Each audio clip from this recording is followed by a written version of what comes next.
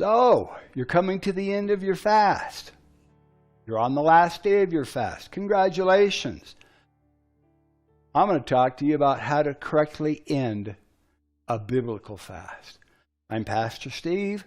Our church is La Viña de Gracia in La Caleta, Colombia, just outside the capital city of Bogota in Colombia. So how to correctly end a biblical fast.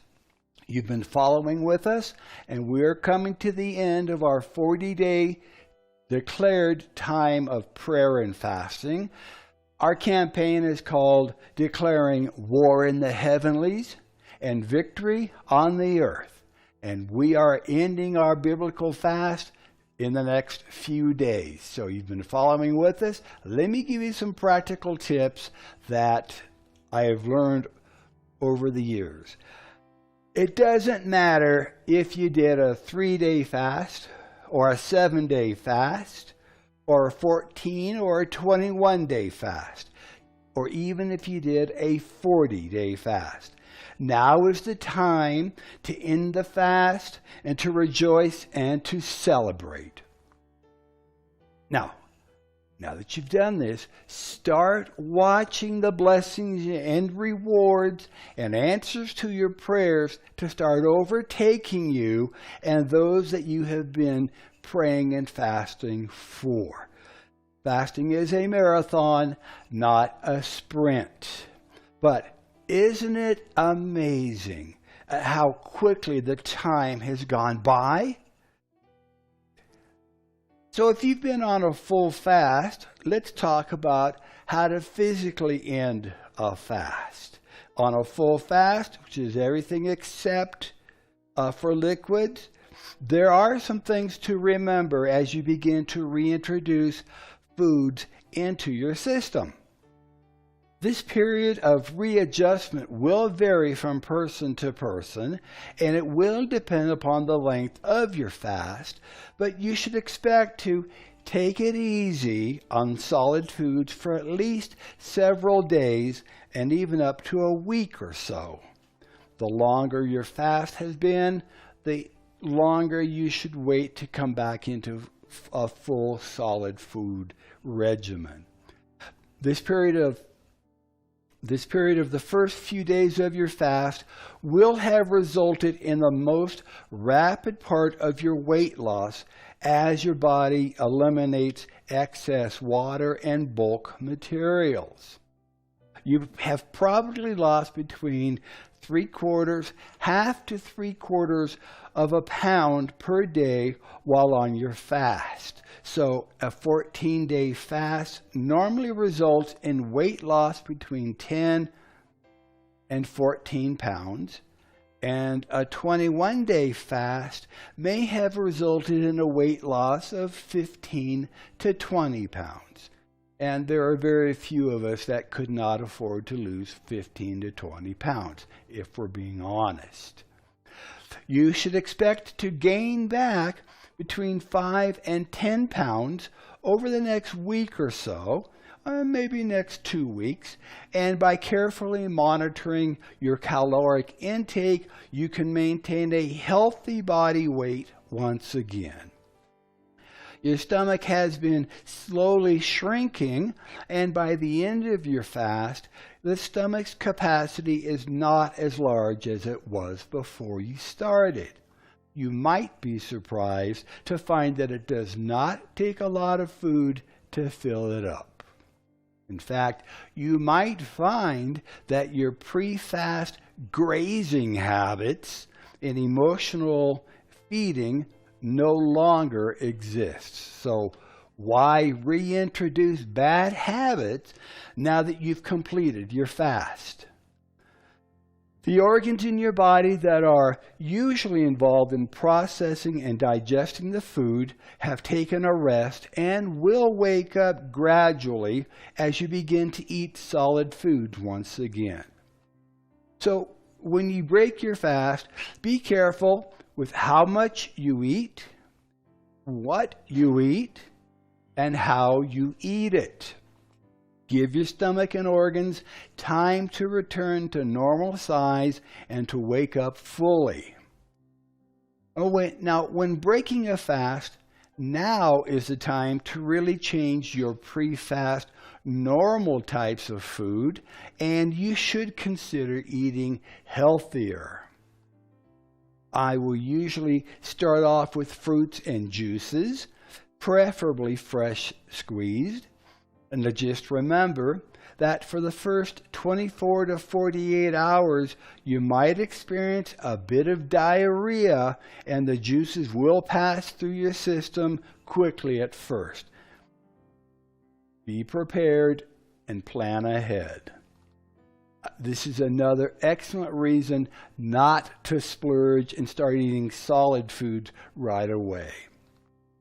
Try drinking the juices and eating the fruit and vegetables every 3 to 4 hours, which allows your system to readjust more easily.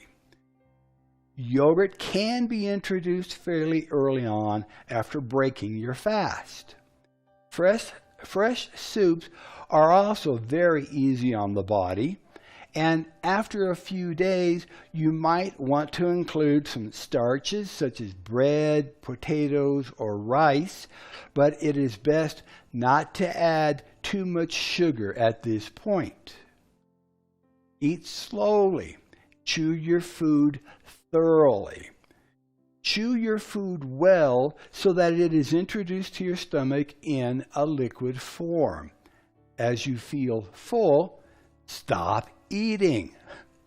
And as tempting as it might be, do not break your fast with highly processed foods such as McDonald's French fries or hamburgers. Now, if you had been fasting for a longer period of time, the food will not taste the same as you remembered. And after all the hard work and efforts, why toss it aside with junk food? So, how can you win your fast spiritually? Well, even though you can rest physically, now is not the time to rest spiritually. Let me say that again. This is an important point. Even though you can rest physically, now is not the time to rest spiritually. Now, here's what I mean by that. Your enemy, the devil, may try to tempt you or to attack you as you begin to walk in the blessings that are following after you. Not only are they following after you, they are overtaking you. James chapter 4, 7 and 8 instructs us to submit yourselves therefore to God. Resist the devil and he will flee from you. Draw nigh to God and God will draw nigh to you. Even Jesus, after his 40 days of fasting and prayer time in the wilderness, he was tempted by Satan. And you can read that in Matthew chapter 4, Mark chapter 1, and Luke chapter 10. In other words, you should expect to be tested in your faith and resolve.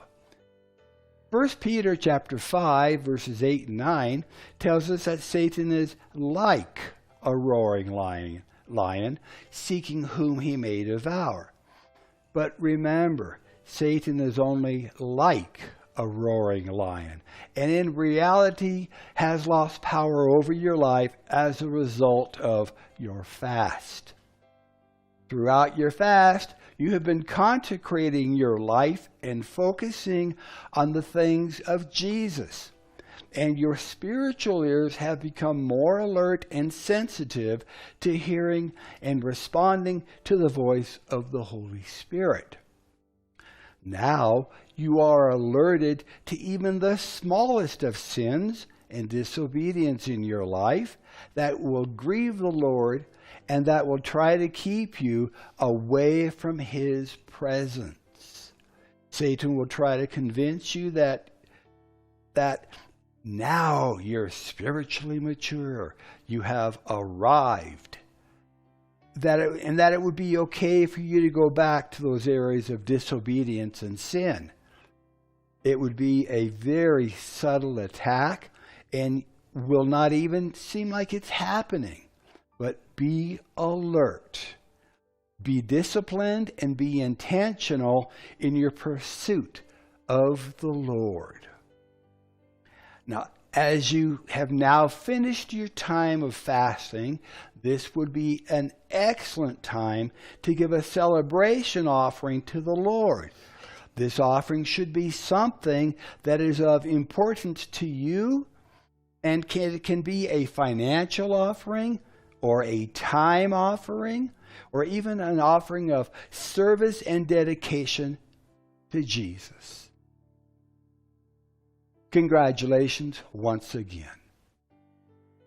You have run the race to win, and you can expect your prayers to be answered fully, completely, and publicly. Be sure to continue in your consecration and dedication. Do not let go of the spiritual momentum that you now have. Be sure to continue in prayer daily as you seek the Lord in all areas of your life, and consider making fasting a part of your spiritual consecration. Even if you decide to fast for 3 days every month, make it a declared time of fasting and prayer, and make it a matter of spiritual importance. May the Lord continue to bless you, to protect you, to prosper you as you continue to follow hard after Him. I'm Pastor Steve, and we'll see you next time. God bless you.